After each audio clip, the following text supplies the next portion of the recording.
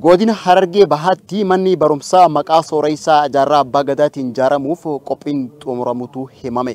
Dhaabbanni guddina hawaasaa Oromiyaa jedhamu godina Harargee Bahaa aanaa Qarsaa magaalaa Qarsaatti mana barnoota oolmaa addaa jaarraa abbaa gadaa ijaaruuf qophii xumuruu hojii gaggeessaan dhaabbatichaa obbo Sabboonaadhaa himeeti jira.